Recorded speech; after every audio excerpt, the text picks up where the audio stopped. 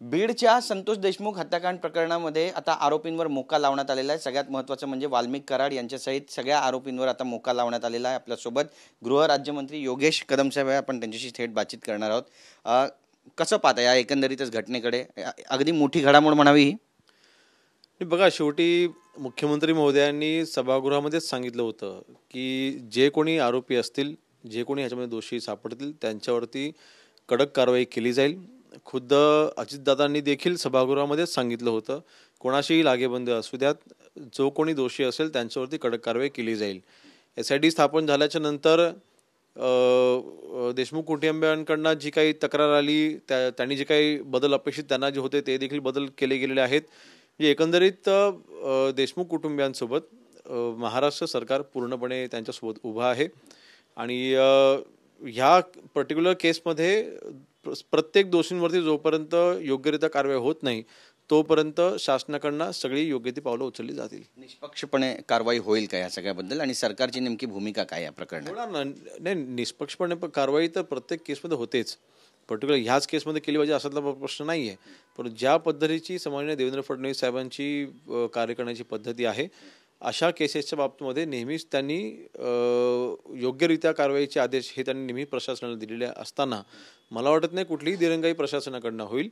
आणि जे कोणी दोषी असतील, मी पुन्हा तेच सांगेन की त्यांचे कितीसुद्धा पॉलिटिकल त्यांच्या ओळखी असू द्यात, काही असू द्यात, दोषी असतील ह्या केसमध्ये त्यांच्यावरती कारवाई होणार। नक्कीच, पण कायदा सुव्यवस्थेचा प्रश्न निर्माण होतो बीडमध्ये असं वाटतंय, कारण बऱ्याच लोकांचा वाल्मिक कराड यांचे जे समर्थक आहेत त्यांचा आक्रोश पाहायला मिळाला।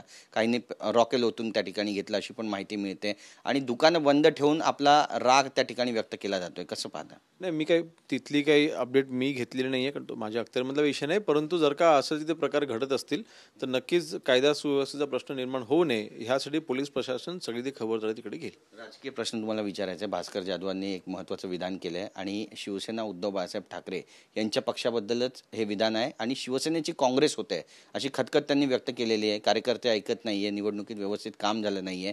तुमच्या अगदी बाजूचाच मतदारसंघ आहे त्यांचा, काय म्हणाल? नाही, भास्कर जाधव साहेब मला भरपूर सिनियर आहेत, परंतु ज्यावेळेस आम्ही वर्षावरती होतो, उद्धवजी ज्यावेळेला म्हणजे एकनाथ शिंदे साहेब निघून गेले होते आणि त्या दिवशी रात्री जेव्हा भास्कर जाधव साहेब आले होते, उद्धवजी ठाकरे एकनाथ शिंदे साहेबांसोबत कदाचित डायलॉग त्यांनी केला असता, परंतु भास्कर जाधव साहेबांनी त्या रात्री येऊन जी भूमिका मांडली की काही झालं तरी BJP सोबत जायचं नाही, काही झालं तरी आपण महाविकास आघाडी आपण तोडू द्यायची नाही, मग त्यावर त्यांची भूमिका अशी का होते ह्याचं त्यांनी उत्तर द्यावं। म्हणजे आज त्यांनी त्यांची भूमिका नेमकी का बदलली? आज भास्कर जाधव साहेबांच्या माध्यमातून जर का अशा वक्तव्य जर का केलं गेलं असेल, मला वाटतं त्यांना देखील हा पश्चाताप होत असेल की मी त्या रात्री चुकलो आणि जर का मी असं बोललो नसतो तर कदाचित आज उद्धवजी सरकारमध्ये असते, आज ते आमच्यासोबत असते, आज शिवसेना फुटली नसती, कदाचित आदित्य ठाकरे आज मंत्री असते आणि म्हणून मला वाटतं त्यांना ह्याचा पश्चाताप होत असेल। केवळ पश्चाताप होतोय की यामागे आणखी काहीतरी राजकारण वाटतंय तुम्हाला? त्यांचा आता काय निर्णय आहे त्यांना माहिती, मी काय त्याच्यावरती बोलू इच्छित नाही। शेवटी ते सिनियर आहेत, या अगोदर पण त्यांनी अनेक वेळा पक्ष बदलले आहेत, अजून त्यांचे कुठे याचा निर्णय असेल त्याच्यावरती ते भाष्य करू शकते, मी बोलणं चुकीचं राहील। तुमच्या शिवसेनेत येण्याचा काही प्लॅन दिसतोय?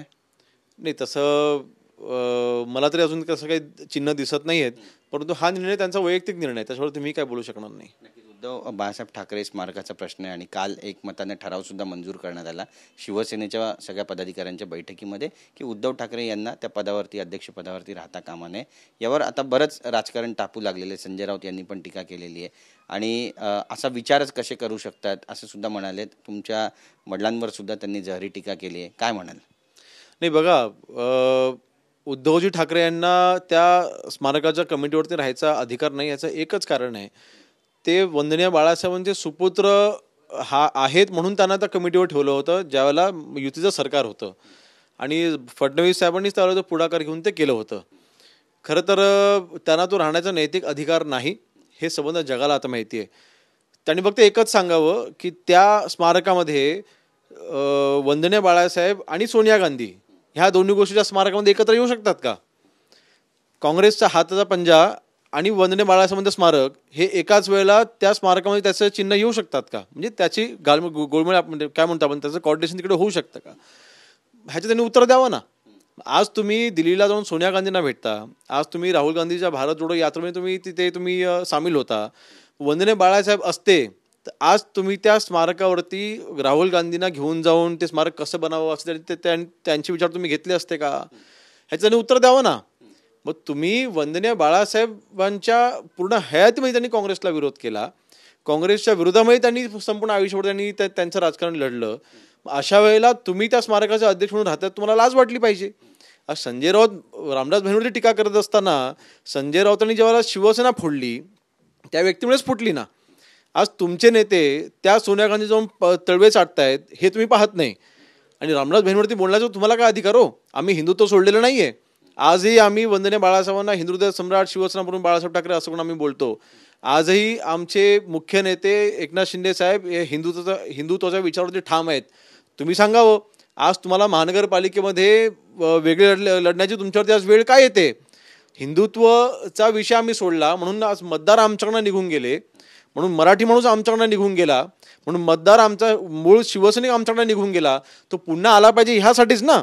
म्हणजे काँग्रेसच्या दावणीवरती आज शिवसेना बांधली गेली, त्यांच्या मतांवरती तुमचे उमेदवार निवडून येत आहेत हे तुम्हाला कळलंय. आणि आता काँग्रेसने त्यांना फाटवरती मारलेलं आहे म्हणून त्यांना वेगळं लढायची त्यांची इच्छा निर्माण झालेली आहे. म्हणजे हिंदुत्वाचा विषय त्याचं महत्त्व काय? बाळासाहेबांचे विचार ज्वलंत विचार होते जे शिवसैनिकांमध्ये रुजलेले आहेत, ते शिवसैनिक ह्यांना सोडून जात आहेत म्हणून ह्यांना आज ही त्यांची आता बुद्धी ठिकाणावरती आलेली आहे. आमच्याशी बातचीत केल्याबद्दल. तर आपण पाहतो या ठिकाणी घणाघाती टीका केलेली आणि संजय राऊत यांना तोडीस तोड उत्तर सुद्धा दिलेलं आहे. आणि आता भविष्यामध्ये महानगरपालिकेच्या ज्या निवडणुका आहेत त्यामध्ये शिवसेनेची नेमकी भूमिका काय असेल हे पाहणं देखील तितकंच महत्त्वाचं ठरणार आहे. कॅमेरा पर्सन अजय मोहितेसह गिरीश गायकवाड, TV9 मराठी, मुंबई.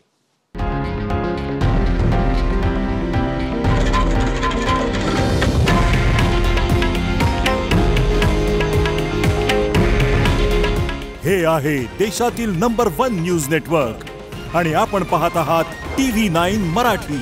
काळजी तुमची, हित महाराष्ट्राचं.